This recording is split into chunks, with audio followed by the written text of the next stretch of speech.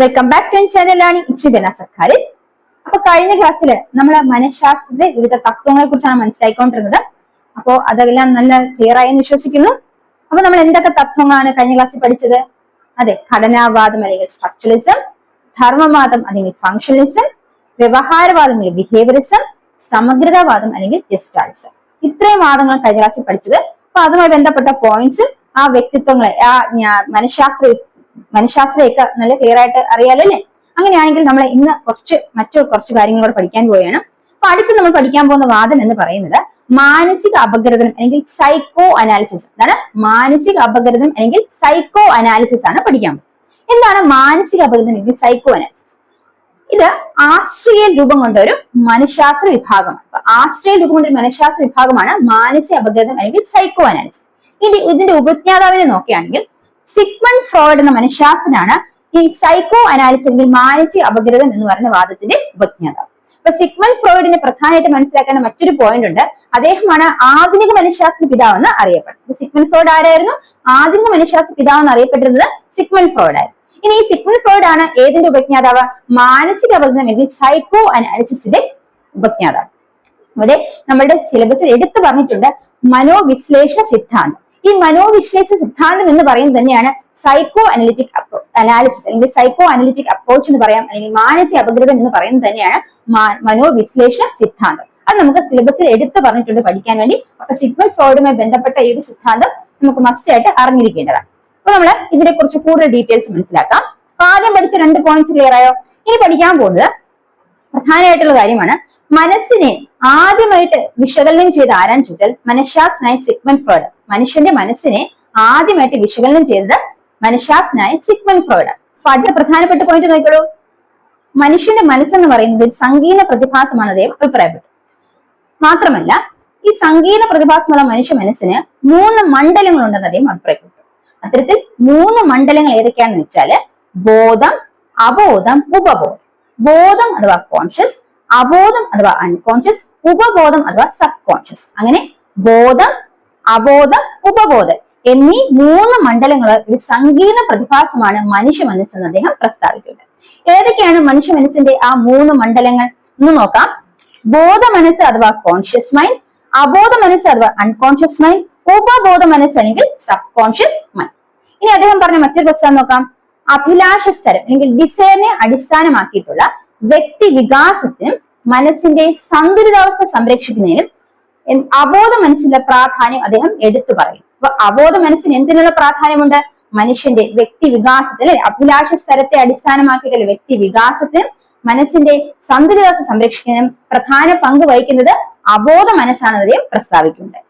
ഇനി അദ്ദേഹം പറഞ്ഞ പ്രധാനപ്പെട്ട ഒരു കാര്യം, ബാല്യകാല അനുഭവങ്ങൾ ഭാവിയിൽ ഒരു വ്യക്തിയുടെ സ്വഭാവ സവിശേഷതയും മാനസിക പ്രശ്നങ്ങളെയും സ്വാധീനിക്കുന്നു. അതിൽ അടിസ്ഥാനപ്പെട്ട കാര്യങ്ങളാണ് അദ്ദേഹം മാനസിക അപഗ്രഥനം എന്ന് പറയുന്ന അദ്ദേഹത്തിന്റെ സിദ്ധാന്തത്തിൽ പ്രസ്താവിക്കുന്നത്. അപ്പൊ ബാല്യകാല അനുഭവങ്ങൾ ഒരു വ്യക്തിയിലെ സ്വഭാവ സവിശേഷതയും മാനസിക പ്രശ്നങ്ങളെ സ്വാധീനിക്കുന്നു എന്ന് അദ്ദേഹം ഏതിലൂടെ പ്രസ്താവിക്കുന്നു?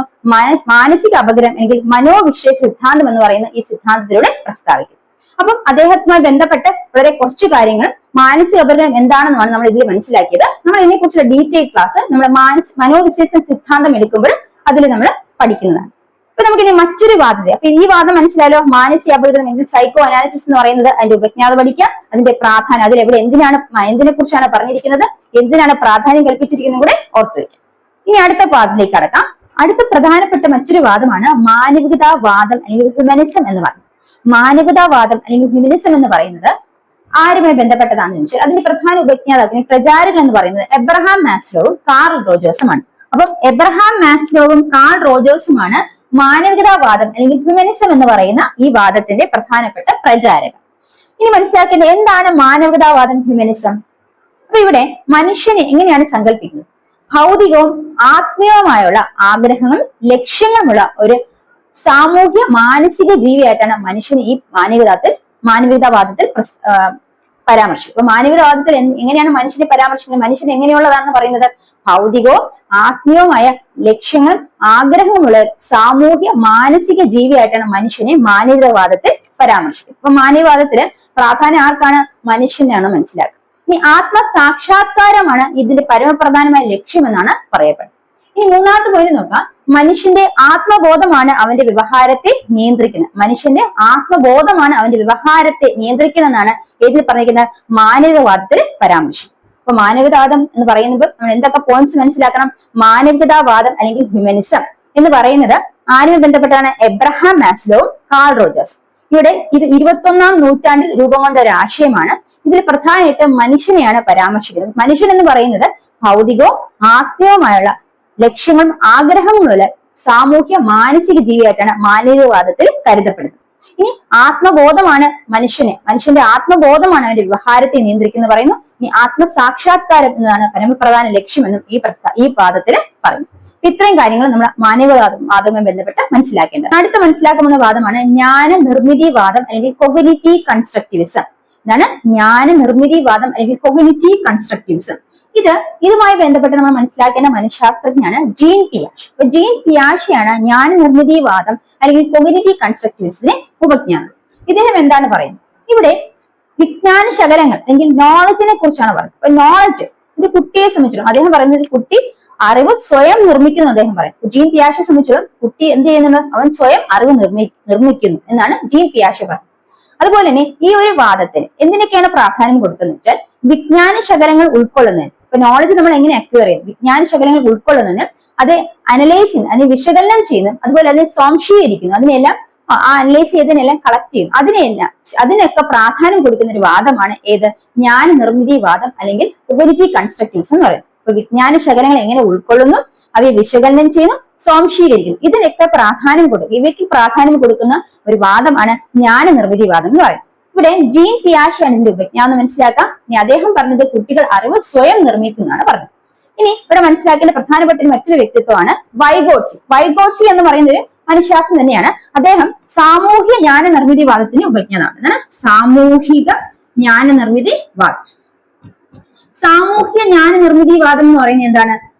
നമ്മൾ പറഞ്ഞു എന്താണ്? വിജ്ഞാനം അല്ലെങ്കിൽ എന്താണ്? അറിവ് നിർമ്മിക്കുന്നതാണ്.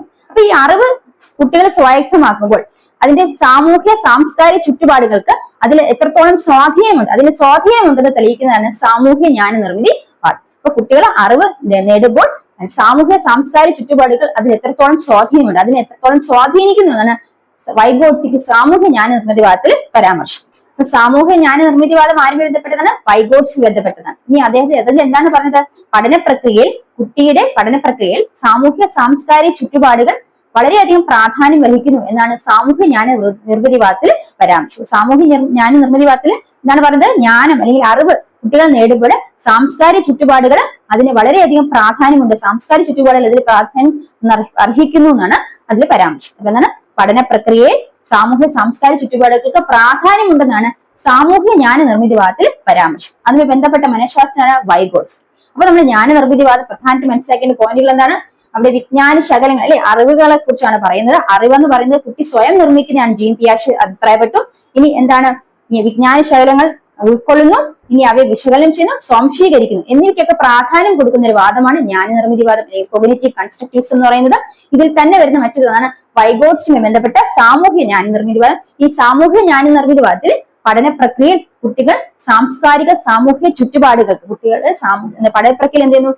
സാംസ്കാരിക സാമൂഹ്യ ചുറ്റുപാടുകൾക്ക് പ്രാധാന്യം കൊടുക്കുന്ന ഒരു വാദമാണ് എന്താണ് പറയുന്നത്? അതിന് പ്രാധാന്യം കൊടുക്കുന്നതാണ് സാമൂഹ്യ ജ്ഞാന നിർമ്മിതിവാദത്തിൽ പരാമർശം. സാമൂഹ്യ ജ്ഞാന നിർമ്മിതിവാദം സമൂഹത്തിനും കൂടെ ഒരു പ്രാധാന്യം കൊടുക്കും. പഠന പ്രക്രിയയിൽ സമൂഹത്തിന് അല്ലെങ്കിൽ സാംസ്കാരിക ചുറ്റുപാടുകൾക്ക് പ്രാധാന്യം നൽകുന്ന വാദമാണ് സാമൂഹ്യ ജ്ഞാന നിർമ്മിതിവാദം എന്ന് പറയപ്പെടും. നമ്മൾ ഇന്ന് പ്രധാനമായിട്ട് മനസ്സിലാക്കിയ വാദങ്ങൾ ഏതൊക്കെയാണ്? നമ്മൾ ആദ്യം മനസ്സിലാക്കി സൈക്കോ അനലിറ്റിക് അപ്രോച്ച് അല്ലെങ്കിൽ എന്താണ്? മാനസിക അപഗ്രഥനം. അതുമായി ബന്ധപ്പെട്ട് സിഗ്മണ്ട് ഫ്രോയിഡിന്റെ കുറച്ച് കാര്യങ്ങൾ മനസ്സിലാക്കി. മനസ്സാണ് അവർ പ്രധാനപ്പെട്ട പ്രാധാന്യം അർഹിക്കുന്ന വസ്തുത എന്ന് മനസ്സിലാക്കി.